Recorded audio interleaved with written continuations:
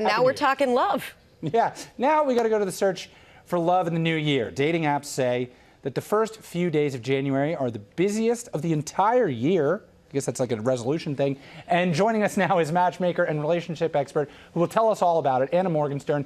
She's got her tips for finding love in the new year. Welcome to you. Thank you for being here with us. And the first step someone can take to set themselves up for a relationship success in the new year is what? Thank you so much for having me, by the way. What a way to end the year. Well, that kiss at the top was for you. Yeah, I know. I felt the love coming into the segment. But one thing that I love to do, I tell all my clients to do this, is to write the list of characteristics of what we're looking for in a partner and to make sure that you match those as well, because that's an important part because they have to be wanting to find you too. But to take it a step further, I think it's great to take stock of the previous year and see who were you in 2024 and who do you want to become in 2025. And I like to break it up between mind, body, and spirit.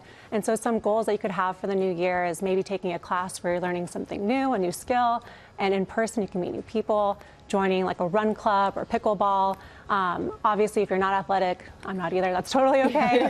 There's backgammon, Uno, a trivia night, whatever you're interested in, you can find in-person groups to meet people. And then for the soul, I think it's really important for self-esteem, for confidence, to really do something that makes you feel good about yourself, that gives back to the community, so it's volunteer work, or joining a religious organization, anything that makes you feel really good. You can meet people that way too. And now you have a really powerful list of like your values to bring to dates and to talk about. I love that idea of also just feeling good inside, because I think New Year's, it can bring up a lot of reflection, and the reflection isn't always positive. You might look back on your previous experiences in love and feel negative. How do you overcome that in the year ahead? Yeah, I mean, listen, it's really easy to think about the negative stuff, but anytime you're feeling a bit down, think about the positive. I'm sure you've done plenty of things the last year, and there's so many things you can do. That's why I like the idea of making goals for yourself that are realistic.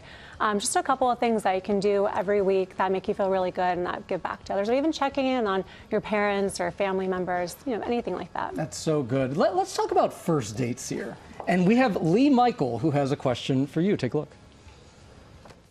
All right. Tons of men out there are struggling to show up on first dates. They're not confident, they're not able to communicate effectively, and they're feeling nervous. So what tips or advice do you have to help men show up comfortably, confident, and nail that first date? Yeah, I mean, listen, it's just a first date. It's not married at first sight. And I think that people need to not be so hard on themselves, to put too much pressure on first dates. And a little trick that I think is really helpful is having a little security blanket with you. So maybe a physical object, and you don't have to use it on the date, but just knowing that it's there. It could be something as simple as having a screensaver on your phone of a picture that tells a really good story that you want to share on the date. Or it could be something like bringing a deck of cards if you love playing games, and that way if there's a lull in conversation, you can be like, let's play a game of rummy, or anything that could be fun. And just knowing that you have that there, I think, can calm your nerves. Or if you know magic, that would be cool. Yeah. I love magic. I can juggle. So let's say this first date goes well. How do you go about getting a second date? Yeah, I mean, to make a first date go well, you really need to spark some kind of connection, build a chemistry, and how you do that is by sharing stories. And I think boring interview questions are so out for 2024. I cannot stand it. You don't have to ask people where did you grow up? Ask them a favorite childhood memory of something they want to replicate in their families in the future. Anything that makes them who they are. Ask the whys, the hows, and when they share a story and you share a story, that's how you build that intimacy. That's how you build connection. And then you're probably going to get a second date because they're going to feel really good leaving you. That's right. Listening, just really listening. Yeah. Ask questions. Absolutely. Seems to be just the way to go. Do you talk about a second date on the first date? Is that something you should do? You know what? I actually like that. I like the idea of building, an idea that you're lock it in. Yeah, and how do you spend your time? If there's things that you always wanted to do, especially with a date, you mention those things, and if they're reacting well on the date, then lock in the date for the next one. Do not wait. If you're feeling like they're excited, then why not? All right. Well, matchmaker, relationship expert, friend of the show, Anna Morgenstern, thank you for being here.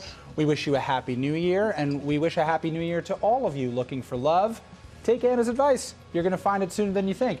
And we are looking for lovebirds, by the way, across the country who are headed for their happily ever after. If you scan the QR code on your screen, tell us why you want to propose to your significant other. You may be included in a giant proposal right here on GMA on Valentine's Day. That's a good QR code to scan right now.